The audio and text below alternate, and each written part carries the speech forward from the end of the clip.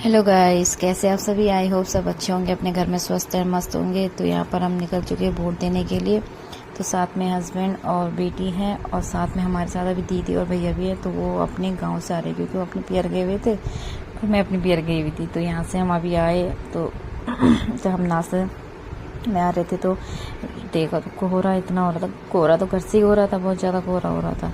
तो हमने कहा धीरे धीरे चलते रहो, गाड़ी तेज़ भगाने की ज़रूरत नहीं है, कहीं आगे से कोई गाड़ी वाड़ी आए तो फिर पता नहीं चलता है कोहरे में। तो हमने कहा चलो धीरे धीरे चलाते रहो, आगे पहुंच जाएंगे। ज़्यादा दूर के जाना था वहाँ पर, ज़्यादा थोड़ा घर से थोड़ा दूर था वहाँ से। तो यहाँ पर हम मार्केट में पहुँच गए थे। यहाँ से हमें आगे गाँव में जाना था, पैदल जाना था वहाँ से। तो साथ में भी दीदी और भी आ गए थे तो साथ में गए फिर हम।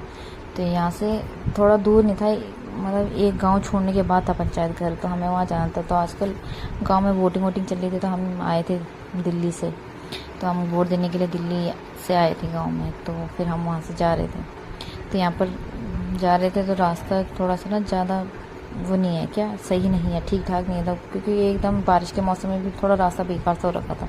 तो मैं इनसे कह रही थी आराम से आओ, जल्दी मत करो, क्योंकि यहाँ पर रास्ता थोड़ा फिसलन टाइप का हो रखा था।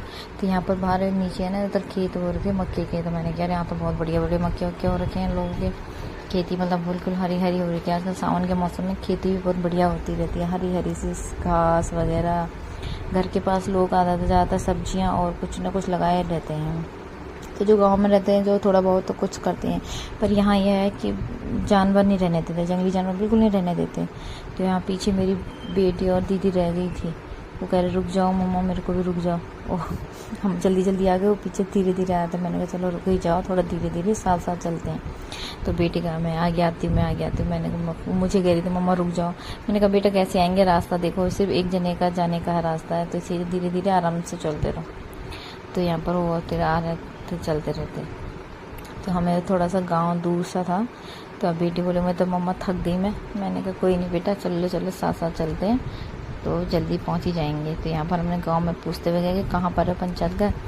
तो यहाँ पर एक मौसी थी, वो उनको हमने पूछा तो उन्होंने बताया कि वो थोड़ा आगे जाके है, थोड़ा आगे जाओगे तो वहाँ पर मिल जाएगा। तो यहाँ पर हल्दी के पेड़ हो रखे थे। तो यहाँ पर हम पहुँच गए।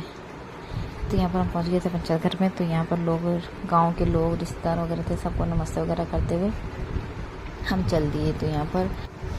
तो यहाँ आके देखा तो लाइन लगी हुई थी। तो हम आए थे सुबह 9 बजे। तो यहाँ 9 बजे से पहले से इतनी लाइन लगी हुई थी। तो हम आए, हमने भी पर्ची वगैरह लिए और हम भी लाइन पे लग गए। तो हमें भी टाइम पूरा 2 घंटे लग गए थे यहाँ पर खड़े खड़े खड़े। उसके बाद वोट वगैरह दे के हम भी निकल